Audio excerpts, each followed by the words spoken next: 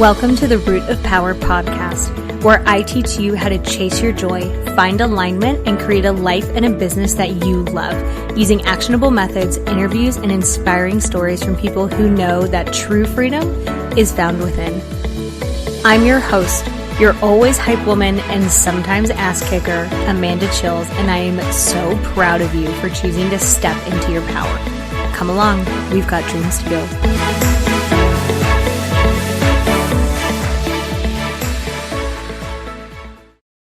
Okay, my love, I have put everything that I offer for free on one page so that we are not doing more work than we have to, because why would we do that? Hashtag work smarter, not harder. So livemyhappyhealth.com/free. You are going to find everything I've created for not only leveling up in your personal life and building a life that you love, but leveling up in your business life and building a business that you love. Okay? livemyhappyhealth.com/free. Love you. Hello, my friend. I hope you are having such a beautiful day or morning or evening or night whenever you listen to this podcast. I am so grateful that you choose to hang out with me and that you let me burrow into your brain like a little bunny. I intend for this podcast to be useful. I hope that you are happy with it and that you take these questions and start applying them to your life. So I will be honest, this year has both felt like super great and really cool, and also gotten me in a bit of a swamp. I've been traveling a lot more this year than I have in the past few years. And it's gotten me out of like a normal routine. Kitty just joined if you're watching on video. Hi, Kitty. He says he also wants to hang out with you. And so he came to join the podcast, sweet little baby. So I've been traveling a lot more this year than I have in the past few years. I've had multiple weddings in Florida, where I'm from, to go to, and that kind of throws me off. Not only does it just like literally travel kind of throws you off, right? Like, you know, if you have to go on a trip, you're planning for it, you come back from it, you need like a day after your vacation to like have your post-vacation hangover and then to go back to real life. With my schedule and the way that it works, whenever I shift clients, it kind of puts me in like an overload position for a couple weeks afterwards, because people tend to have their schedule and it's a thing. It's not like a bad thing, but it is a thing that I navigate. So I've gone to Florida multiple times for weddings. So there's like that back and forth. And then my sister and I went to Italy in the beginning of April, which was like so cool. And honestly feels like a lifetime ago, even though it was like 6 weeks ago, but it feels like a lifetime, which is so crazy. So that, like a huge trip like that, there's so much logistics, there's so much planning. So there's been a lot this year that has kind of thrown me off, or feels like it has thrown me off. So I'm still working on getting back into the routine, and I just said routine really weird. Anyway. So I'm going to be playing around with some aspects of that and like create, like really focusing on a morning routine. And then I'm going to be taking what I learn, what works, what doesn't work, what systems. I'm very big on systems. If you listen to any episodes of the podcast, you definitely know that I love systems. They work well. I think the amount that you can do things is very dependent on the systems that you have and that you create. And my little ADHD brain loves systems because it means I don't have to work as hard. And ADHD brains are super good at pattern recognition, which means I'm quite good at also building systems according to a pattern. So I'm going to be really honing in on a morning routine. Kitty is such a sweet boy today. You sweet all the time. And then creating a course called Grounded Mornings for y'all, where you have kind of like, if you remember those Goosebumps books where it was like, choose your own adventure. And then you would have like six fingers in the pages being like, oh no, which adventure do I want? I promise it won't be scary like the Goosebumps books, but you will be able to choose your own adventure for a morning routine according to whatever is going to work best for you. Because I know obviously not everyone has the logistics or the schedule that I have. So it will be a choose your own adventure Grounded Mornings, and that'll be coming relatively soon.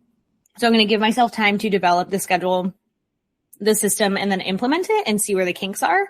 And then once it is chef's kiss beautiful, you all will have it as well. So it's going to be a pretty low cost program, but that's not the point of this episode. Anyway, I just wanted to mention it, wanted to plant it in your little brain garden. So there you go. That will be coming sometime this year. But because it's kind of felt like a swamp, and if you are a human, if you're a human who's alive, and I hope you are because you're listening to this podcast. Although if I'm in the afterlife, that's also really cool too. I don't know if you can have podcasts in the afterlife. Again, that's here nor there. If you're alive and you're a human, then there have been periods of your life where it has felt like you're walking in a swamp, and it feels like, I mean, the Florida sun is beating your ass. There are mosquitoes everywhere. There's alligators trying to eat you. There's snakes going by. You're in a mangrove swamp. And I don't know if you've ever smelled mangroves, but like they are such a potent smell. You cannot miss a mangrove swamp if you've ever been in them. And if you've never seen a mangrove swamp, I would highly encourage you to. They're beautiful, but they have such a distinct smell, like so distinct. So you're in the mangroves. It's stinky. It's hot. You're sweating. And if you're like me, you hate sweating. I don't really understand people who like sweat. I'm like, 0% cannot do. So it feels like you're in a swamp, and when you're in that kind of a space, it's like, God, no matter what I do, I cannot get out of the swamp. That's what it feels like. Now, that's obviously not real. You can do many things to get out of a swamp, but it does take some time, right? You can't really like just jump out of it. It takes time to build a new system. So it feels like even just doing the day-to-day stuff takes more energy than when you're not in a swamp, because you're not waist deep in mud, getting eaten alive by mosquitoes with an alligator biting your ass. And you're like, bro, I know my peach is like, super fire, but like, could you not? So when I was thinking about the podcast episode that I wanted to record, I was like, okay, well, what would be really useful for people? And what would be useful for me? It would be useful for me and for hopefully y'all to have a podcast episode on like 3 questions. Very, very simple. Simple. We love simple. We love systems. We love simple systems. Yes, please. 3 questions that I ask myself when I feel like I'm walking through a swamp. And I will walk you through this process and like give you my own answers. So what are my options? What are my options for getting out of this swamp? Let's say currently, like, I'm struggling to keep a morning routine that feels supportive. I have had an intention, I've had a goal to get up and go to the gym early in the morning and start work around like 8. And I have been waking up at 8 and starting work at 9. So that is frustrating to me. My clients feel good. The business feels good. That's not really an issue. But for a while in the beginning of the year, because it was onboarding new therapists and getting them trained and getting them, more, able to like work independently, it was a lot. It was very energy intensive. I did not think it would be that energy intensive, because I also have a pattern of not thinking through how much energy things will take. It's like both a blessing and a curse, because I'm like, oh yeah, I can totally do that. And then I underestimate how much work it's going to be. And then I'm like, okay, well, I'm already in the middle of it. Fuck it. We're doing it. So it's a blessing and a curse. So that was part of what made the beginning of the year feel very swampy, like the travel, onboarding new therapists, getting them trained, expanding the practice, because obviously they're taking on clients. So the practice expands, all of those things, right? Plugging holes, whatever. So what are my options? Well, I could close the business. That is an option. And this is a time to brainstorm. Like, this is not, let's not assess options. We're just going to brainstorm. I could close the business. That's not an option. I could choose to work out at night. That's definitely not an option, because I hate bro hour, although I will be going tonight because I did not go this morning. So sometimes it's like, okay, well, I choose to sleep in, then I choose the consequence of that, which is to go during bro hour. And if you're like, Amanda, what's bro hour? It's the time in the gym where all the bros are there. You know, when there's like a gang of like teenage boys and there's like 7 of them and they don't really work out. They just stand around bullshitting and they're like in the way. They're just perpetually in the way. And I'm like, listen, I know you need a place to hang out, but like, can you literally not use a squat rack to do so? Thank you. So bro hour. So I could get up and go to the gym in the morning. That's the intention, is to work on that. I could fire on my therapist and be a solo practice, which I seriously considered when I felt like I was very deep in the swamp. And then I was like, self, you don't actually want to do that. Like, I love my team. I love having the practice where it is. I could stop traveling. That's an option. And that's something that I'm doing for the summers. Like, I'm not traveling as much. So that feels really good. So I can like get more in my routine. I'll be more solidified there. I could work on establishing a routine. That's an option that I have. I could do nothing and continue to suffer. That's an option. It's just not a good one. So the first question is, what are my options? And well, okay, let me make this 4 questions. The actual first question is, what do I want? What do I want? I want to be more in a routine. I want to start work earlier. And I want to feel less overwhelmed. So overwhelm is a clarity issue, which just means it would benefit me to be more clear about what I want, which that goes away when I say I want a better morning routine to get up, go to the gym in the morning, come home, do the thing, take care of the animals that I take care of. Thank you, Dad, for doing the majority of that. We love him. And then start work. So, okay, great. What do I want? That's what I want. What are my options? I can do any of those things that I just mentioned. But not all of our options are going to be helpful options, right? It's like, yeah, I could burn down my business, but I don't actually want to do that.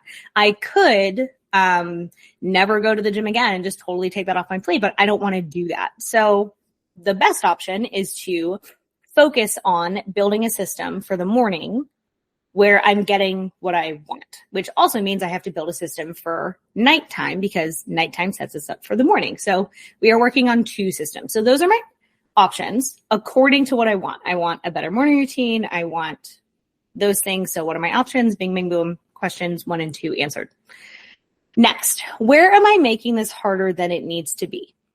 This is a question a lot of people miss because they're just not thinking about it. So if there's any magic question in here, it's what do I want? Most people never ask themselves. I cannot tell you how many clients I work with, and it's the vast majority of them, who when I ask them, what do you want? Look at me like I suddenly grew 6 heads. Simultaneously, they have a deer in the headlights look. So they're like, fuck, I don't know. And I'm like, okay, you just don't have a lot of practice asking yourself. Like, that's totally, I mean, it's not fine. It's definitely not helpful, but like, we can work with that, right? Because that's a skill that you can learn. You can learn to ask yourself, what do I want? So what do I want? What are my options? Where am I making this harder than it needs to be? For example, I will sit on Instagram, damn you, Instagram, and doom scroll for like 45 minutes in bed. So I'm like, oh yeah, I'm going to go to bed at 10. So I'm in bed at 10 and I'm going to sleep at 11 after doom scrolling and amping up my nervous system because I'm fucking doom scrolling for 45 minutes. And now I'm pissed off and I'm sad and I feel hopeless about the world. And it's like not a vibe. So, okay, if I'm making it harder than it needs to be there, then it would make sense to not be on my phone in bed, which means I can do something else. I can just go straight to sleep. I can read a book. Again, what are my options? Where else am I making it harder? There's probably some areas where I'm making things more complicated than it needs to be, or where I'm not setting myself up for systems that are streamlined. Like I don't put out my gym clothes at night for in the morning. So I'm having to wake up and make decisions, which that is an option that I have. So where am I making it harder than it needs to be? There is somewhere, I promise you, that we're making things harder than it needs to be. If you're a business owner, I promise you, you're making things more complicated or harder than it needs to be, because we all have rules around what things should look like and how we should do things. And no, thank you. There's an episode I did a few weeks ago about removing should from your vocabulary. So please, for the love of God, go listen to that. But if you didn't listen to that, should does not help you ever. What do you want? Go do that thing. Doesn't matter what you should, quote unquote, be doing. I don't care. I don't care. I don't care. I don't care. It doesn't benefit you to care. I don't care. Let me set you free from that. Just go do what you want to do. Figure out how to do what you want to do. What are your options? Where are you making it harder? And then the last question, after you've like gone through your options and you figured out, okay, where am I making this harder? Is we come back to, what do I want to do? Well, I want to set my clothes out at night. I want to put my alarm clock across the room so I have to physically get out of bed to turn it off. I want to have a friend call me in the morning to make sure my ass is out of bed. I want to build a system where I check in with my team one-on-one once a month to make sure that they're good, to troubleshoot any issues that are coming up, blah, blah, blah, blah, blah. So one of the questions is the same. What do I want? What are my options? Where am I making it harder than it needs to be or more complicated than it needs to be? And then what do I want to do? Now, you may have this beautiful, perfect, wonderful plan, but if you don't want to do that plan, it's butt kiss. It's not gonna serve you, right? Like, I was talking to my coach, Allison, and I was like, yo, I want to get snatched AF for summer. Like, that's what we want. And she's like, great, you can track macros. And I'm like, no. Like, that's not the vibe. I don't want to be good at that. I don't want to put effort into that. I know myself well enough to know that, like, I'll do it for a few days and I just won't stick to it because I don't want to. I just don't want to do that. And she's like, okay, here's our other options. And I'm like, talk dirty to me. I love options. So pick the option that you want to do and we'll follow through with. Now, is it going to take some time for that option to become normal for you? Yes, of course. Is it going to take some time for that option to become second nature? Yes, obviously, of course. So that doesn't mean there will be no resistance or no friction. It means there will be significantly less resistance because this is the option that you want to do. And as I say all the time, it makes no sense to be mad about a decision that you are making. So you made the choice. Make sure you make a choice you are happy with. So there you go. This one was a quickie. We love our little 4 questions. What do I want? What are my options? Where am I making it harder than it needs to be or more complicated than it needs to be? What do I want to do? This will solve so many of your problems. Think of it as like being in a swamp, right? Because it, like, when life is hard, it feels very swampy. And then these questions are the fly boat. And you know, the fly boat is the thing with the fan on the back that runs through a swamp. So these questions are a fly boat that pick you up out of the swamp where the alligator is no longer biting your adorable little tushy and takes you out of the swamp so much faster.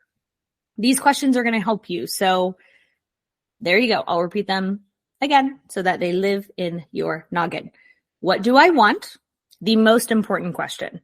Ask yourself this all the time. You're welcome. We want you to get what you want because life is so much more fun.